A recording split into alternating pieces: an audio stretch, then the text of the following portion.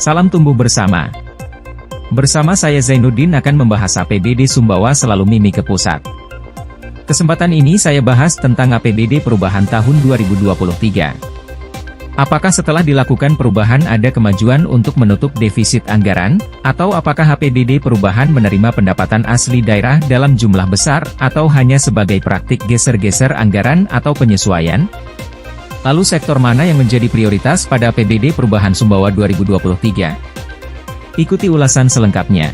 Anggaran pendapatan dan belanja daerah, APBD, Kabupaten Sumbawa tahun 2023 masih menunjukkan ketergantungan yang besar terhadap pembiayaan pusat. Semakin besar ketergantungan suatu daerah kepada pusat pemerintahan, semakin kecil kemampuan suatu daerah membiayai pemerintahannya. Hal ini menjadikan daerah Kabupaten Sumbawa sebagai pasien sakit atau selalu minta mimi kepada pemerintah pusat. Dilihat dari besar wilayah Kabupaten Sumbawa merupakan daerah terluas di NTB, memiliki potensi sumber daya alam dan sumber daya manusia, namun ketidakmampuan mengelola potensi daerah menyebabkan daerah ini menjadi pasien orang tuanya, yaitu pemerintah pusat. Mengutip Anggaran Pendapatan dan Belanja Daerah pada Rancangan Perubahan Anggaran Pendapatan dan Belanja Daerah, RPAPBD 2023, telah disetujui DPRD Sumbawa dan ditetapkan menjadi Rp1,99 triliun pada 18 September 2023. Atau hampir Rp2 triliun. Penetapan ini mengalami kenaikan dari APBD Murni 2023. Dalam APBD Murni Kabupaten Sumbawa 2023, pendapatan daerah Sumbawa ditetapkan sebesar Rp1,97 triliun, naik menjadi Rp1,99 triliun, atau bertambah Rp28,46 miliar, atau terjadi kenaikan sebesar 1,44%. Perubahan ini mengacu Peraturan Daerah Nomor 16 Tahun 2022 tentang Anggaran Pendapatan dan Belanja Daerah Kabupaten Sumbawa tahun 2022. Namun pendapatan asli daerah yang mencerminkan kemampuan daerah membiayai pemerintahan di daerah semakin berkurang sebesar Rp8,72 miliar atau 3,88% dari semula ditetapkan sebesar Rp225,11 miliar berkurang menjadi sebesar Rp216,39 miliar. Namun dalam hal pendapatan dari luar Sumbawa berupa pendapatan transfer bertambah sebesar Rp37,19 miliar atau 2,18% dari semula sebesar Rp1,71 triliun menjadi sebesar Rp1,75 triliun. Adapun lain-lain pendapatan daerah yang sah tidak mengalami perubahan sebesar Rp36,38 miliar. Pendapatan asli daerah, PAD, merupakan gambaran kemampuan murni suatu daerah dalam mengumpulkan pembiayaan bersumber dari pendapatan asli daerah. Dalam APBD perubahan peningkatan pendapatan asli daerah, PAD, bersumber dari pembiayaan yang tidak bergantung dari transfer atau penerimaan di luar daerah dalam bentuk peningkatan pendapatan pajak daerah sebesar Rp22,53 miliar. Peningkatan retribusi daerah sebesar Rp294,31 juta. Peningkatan hasil pengelolaan kekayaan daerah yang dipisahkan sebesar Rp2,48 miliar, dan lain-lain PAD yang sah mengalami penurunan sebesar Rp34,04 miliar. Walaupun mengalami penurunan, namun ada cadangan transfer yang bersumber dari dana bagi hasil pemerintah pusat yang memang menjadi bagian daerah. Peningkatan pendapatan transfer bersumber dari peningkatan pendapatan transfer pemerintah pusat sebesar Rp36,34 miliar yang bersumber dari kurang bayar dana bagi hasil pada tahun 2023 sebesar Rp13,77 miliar. Bagian keuntungan bersih UPK PT Aman Mineral sebesar Rp15,49 miliar berdasarkan berita acara rapat pembahasan teknis pembayaran bagian keuntungan bersih pemerintah pusat dan pemerintah daerah PT Aman Mineral Nusa Tenggara dan dana Treasury Deposit Facility, TDF, sebesar Rp7,06 miliar. Penarikan TDF ini diatur melalui Peraturan Menteri Keuangan Nomor 138 Tahun 2023 tentang penarikan dana Treasury Deposit Facility dalam rangka mendukung kemampuan keuangan daerah sebagai akibat dari kebutuhan belanja daerah tahun anggaran 2023. Dari sektor peningkatan pendapatan transfer antar daerah sebesar tercatat Rp847,97 juta. Apakah belanja daerah sesuai kebutuhan? Dalam rencana mengelola belanja daerah pun tercatat mengalami peningkatan. Namun dalam APBD perubahan ini kelompok masyarakat yang paling diuntungkan adalah aparatur sipil negara, ASN. Lalu bagaimana kelompok masyarakat di luar ASN? Seberapa besar kue yang dihajatkan untuk ASN dan kegiatan penunjangnya? Dari belanja daerah semula direncanakan sebesar Rp2,04 triliun, bertambah sebesar Rp27,15 miliar atau 1,33%.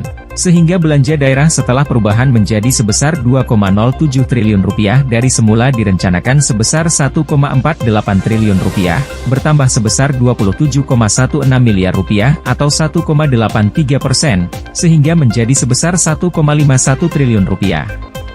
Akan tetapi sebagai landasan untuk kemajuan suatu daerah dalam bentuk belanja modal, dari Rp2 triliun APBD Sumbawa setelah perubahan tahun 2023 belanja modal hanya Rp270,38 miliar dan semakin berkurang dari semula direncanakan sebesar Rp295,39 miliar, berkurang sebesar Rp25,01 miliar atau 8,47%, sehingga menjadi sebesar Rp270,38 miliar. Belanja goib atau belanja yang belum jelas peruntukannya atau belanja situasional disebut juga belanja tidak terduga semula dianggarkan sebesar Rp10 miliar, tidak mengalami perubahan. Belanja ini biasanya diperuntukkan untuk belanja yang disebabkan bencana. Belanja transfer semula direncanakan sebesar Rp251,03 miliar bertambah sebesar Rp25 miliar atau 9,96% sehingga menjadi sebesar Rp276,03 miliar. Lalu perubahan APBD Sumbawa 2023 untuk siapa? Ternyata perubahan APBD 2023 secara garis besar diarahkan untuk mengalokasikan penyesuaian belanja gaji dan tunjangan aparatur sipil negara, ASN, pengendalian inflasi daerah. Pertanyaannya adalah, apakah masyarakat merasakan peran Pemda Sumbawa mengendalikan inflasi daerah sementara harga beras melambung tinggi, harga LPG subsidi 3 kg menyentuh harga Rp40.000 dan sudah berlangsung 2 tahun, harga telur dan ayam juga masih mahal telah berlangsung bertahun-tahun. Lalu inflasi mana yang Pemda Sumbawa kendalikan? Katanya penyesuaian APBD juga bertujuan untuk penguatan ketahanan pangan. Apa tindakan Pemda Sumbawa dalam menangani kekeringan yang dapat menyebabkan masyarakat gagal panen? Penyesuaian APBD Sumbawa juga diarahkan untuk penerimaan pegawai pemerintah dengan perjanjian kerja, P3K, dan pengalokasian belanja sisa dana alokasi khusus fisik dan dana alokasi khusus non-fisik tahun 2022, artinya ini utang tahun kemarin YG harus dibayar. Juga dialokasikan untuk belanja sisa dana bagi hasil cukai hasil tembakau, DBHCHT, tahun 2022. Pengalokasian sisa belanja Badan Layanan Umum Daerah tahun 2022. Perubahan juga terjadi pada pengalokasian belanja bantuan keuangan dari pemerintah provinsi, pembayaran atas penyelesaian pekerjaan tahun anggaran 2022, alias bayar utang sana-sini juga untuk penyesuaian bagi hasil pajak dan retribusi daerah kepada desa serta penyesuaian alokasi dana desa. Penanganan sarana dan prasarana yang terdampak bencana serta belanja-belanja wajib dan mendesak lainnya sesuai ketentuan perundang-undangan, termasuk belanja-belanja untuk mendukung sinergitas dengan program-program pemerintah pusat dan pemerintah provinsi. Walaupun terjadi perubahan penerimaan anggaran transfer namun defisit anggaran belum mampu dihapus. Dari asumsi semula defisit sebesar Rp70,31 miliar hanya berkurang sebesar Rp1,31 miliar atau 1,87%, sehingga total defisit anggaran setelah perubahan menjadi sebesar Rp68,99 miliar. Untuk pos pembiayaan daerah. Untuk penerimaan pembiayaan terjadi pengurangan, semula direncanakan sebesar Rp93,81 miliar. Terjadi pengurangan sangat tipis yaitu, berkurang sebesar Rp688,09 juta atau 0,73%, sehingga penerimaan pembiayaan setelah perubahan menjadi sebesar Rp93,12 miliar. Pengurangan tersebut bersumber dari pinjaman daerah sebesar Rp20,00 miliar karena penyesuaian pagu pinjaman daerah yang disepakati dengan pemberi pinjaman yaitu PT Bank NTB Syariah dan penambahan sisa lebih perhitungan anggaran tahun anggaran sebelumnya sebesar Rp19,31 miliar.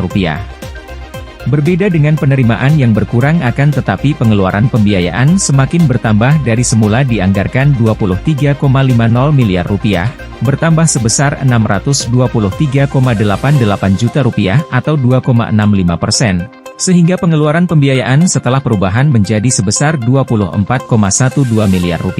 Penambahan tersebut dialokasikan untuk penyertaan modal pemerintah daerah kepada PDAM yang merupakan peralihan dari belanja modal sebesar 1,88 miliar rupiah dan pengurangan pembayaran cicilan pokok utang yang jatuh tempo sebesar 1,26 miliar rupiah sesuai dengan daftar angsuran yang disampaikan oleh PT Bank NTB Syariah. Dengan demikian pembiayaan neto yang semula direncanakan sebesar 70,31 miliar rupiah berkurang dan hanya mampu ditekan sebesar 1,31 miliar rupiah atau 1,87%, sehingga total pembiayaan neto setelah perubahan menjadi sebesar 68,99 miliar rupiah. Melihat postur APBD perubahan 2023 di atas, perubahan terjadi pergeseran anggaran saja atau penyesuaian dengan nilai transfer. Tidak ada hal yang luar biasa dalam perubahan anggaran. Demikian laporan dari saya Zainuddin. Salam, tumbuh bersama.